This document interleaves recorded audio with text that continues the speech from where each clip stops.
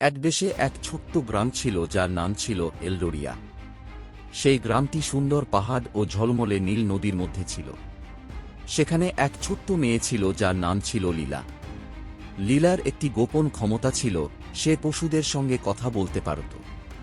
এই ক্ষমতাটি সে গ্রামের লোকদের কাছ থেকে লুকিয়ে রেখেছিল, কিন্তু তার সবচেয়ে কাছের বন্ধুরা ছিল জঙ্গলের প্রাণীরা, যারা প্রায়ই তার কাছে সাহায্য ও সঙ্গ পাওয়ার জন্য আসত।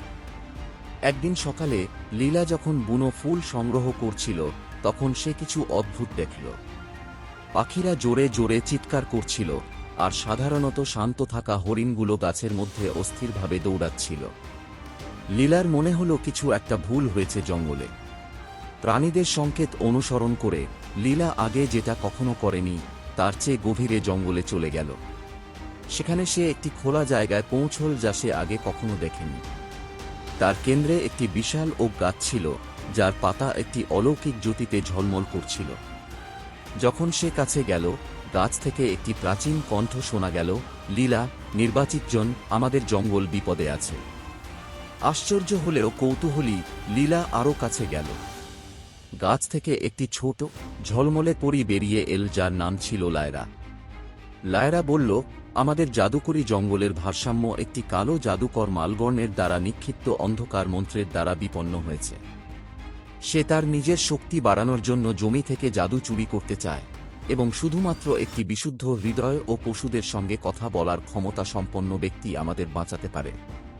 লীলা তার বন্ধুরা এবং প্রিয় জঙ্গলের রক্ষার জন্য দৃঢ় সংকল্পবদ্ধ হয়ে সাহায্য করার সিদ্ধান্ত নিল। লায়রা তাকে একটি ছোট রূপার চাবি দিল। এই চাবি ফিসফিস করা বনগুলির হৃদয়ে লুকানো প্রাচীন জাদুর বই খুলবে। তোমাকে সেই বইটি খুঁজে বের করতে হবে এবং তার শক্তি ব্যবহার করে মালবর্ণের মন্ত্র ভেঙে দিতে হবে।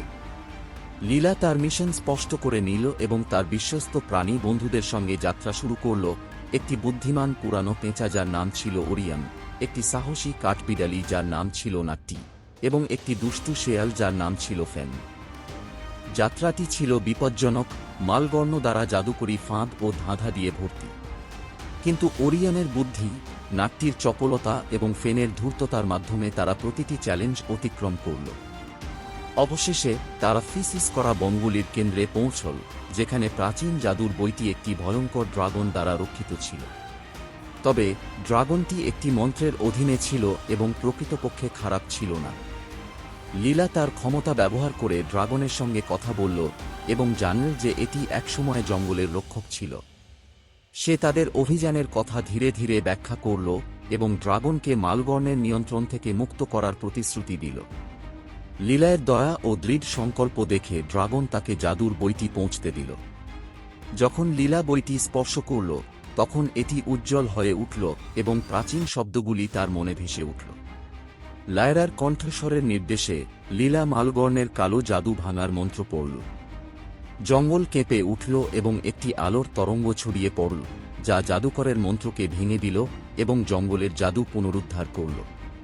মালবর্ণ, পরাজিত ও শক্তিহীন, এলডোরিয়া থেকে পালিয়ে গেল এবং কখনো ফিরে এল না। জঙ্গলের প্রাণীরা আনন্দে উল্লাস করল এবং একবার ঝাপসা হওয়া জঙ্গল জীবন্ত জীবনে ভরে উঠল। বিশাল ওক গাছটি লীলার সাহসিকতার জন্য কৃতজ্ঞ হয়ে তাকে একটি জাদুকরী তাবিজ উপহার দিল, যা তাকে যখনই প্রয়োজন হবে জঙ্গলের জাদু আহ্বান করতে দেবে। লীলা গ্রামে ফিরে এল, একজন নায়ক হিসাবে স্বাগত জানানো হল, যদিও সে বিনয়ী রয়ে গেল। সে জঙ্গলের সঙ্গে সম্প্রীতিতে বাস করা চালিয়ে গেল, পশুদের সঙ্গে তার বন্ধন আগের চেয়ে আরও শক্তিশালী হয়ে উঠল। এবং এভাবে এলডোরিয়ার গ্রাম সমৃদ্ধ হল, জাদু এবং বিস্ময়ের একটি বাতিঘর।